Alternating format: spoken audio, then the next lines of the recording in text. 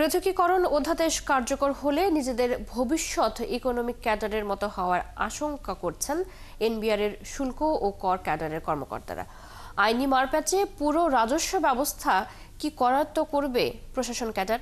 কর্মকর্তাদের মতে অর্থ উপদেষ্টার অনড় অবস্থানও পরিস্থিতি নিয়ন্ত্রণের বাইরে নিয়ে যাচ্ছে। এমন অবস্থায় প্রধান উপদেষ্টার মাধ্যমে অধ্যাদেশ স্থগিত করতে এনবিআর চেয়ারম্যানকে পরামর্শ দিয়েছেন জ্যেষ্ঠ কর্মকর্তারা। রুহুল আমিনের রিপোর্ট।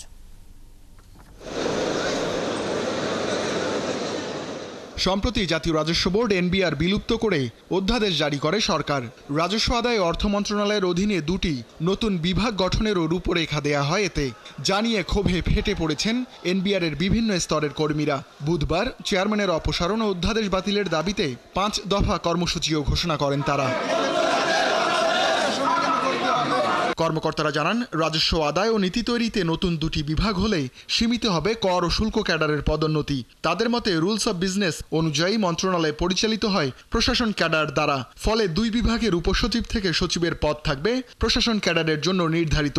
শুল্ক কর ক্যাডারের কর্মকর্তারা এই দুই বিভাগের উচ্চ পদে যেতে চাইলে তাদের আগে উপসচিব কোটায় যেতে হবে, অথবা তাদের কাজ করতে হবে শুধু মাঠ প্রশাসনে। পরামর্শ কমিটির সুপারিশ ছিল দক্ষতা ও অভিজ্ঞতা বান্ধব রাজস্ব ব্যবস্থা গড়ে তুলতে দুই বিভাগের সচিব পদ কর ও শুল্ক ক্যাডারের জন্য সংরক্ষণ করতে হবে, কিন্তু এটি করা হয়নি। বরং কৌশলে প্রশাসন ক্যাডারের জন্য দুই পদ সংরক্ষণ করা হয়েছে। এনবিআর কর্মকর্তারা বলছেন, মন্ত্রণালয়ে সরাসরি আইন প্রয়োগ করার নজির নেই, কারণ এতে স্বার্থের দ্বন্দ্ব দেখা দেয়, নষ্ট হয় রাজস্ব বিভাগের চরিত্র।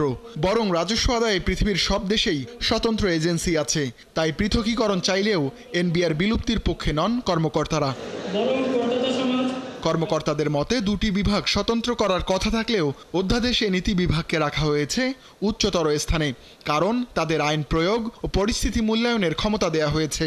এমন নানা আশঙ্কায় কঠোর কর্মসূচি দিয়েছেন কর্মকর্তারা। এদিকে কর্মসূচি ঘোষণার পর করণীয় জানতে বুধবার বিকেলে জ্যেষ্ঠ কর্মকর্তাদের নিয়ে জুম মিটিং করেন এনবিআর চেয়ারম্যান। বৈঠকে একাধিক কর্মকর্তা চলমান পরিস্থিতিতে অসহায়ত্ব প্রকাশ করেন। তারা জানান, পরামর্শ কমিটির সুপারিশ প্রকাশ না করা ও আমলে না নেয়ায় সন্দেহ তৈরি হয়েছে। অর্থ উপদেষ্টার আচরণও কর্মকর্তাদের আরও ক্ষুব্ধ করেছে। এই অবস্থায় প্রধান উপদেষ্টার মাধ্যমে অধ্যাদেশ স্থগিতের ঘোষণা দেওয়ার পরামর্শ দেন তারা। আর অর্থ উপদেষ্টার সঙ্গে আলোচনা করে পরবর্তী করণীয় নির্ধারণের কথা জানান এনবিআর চেয়ারম্যান। সেটা কমিটিকে দায়িত্ব দিয়েছে। রুহুল আমিন, ৭১, ঢাকা।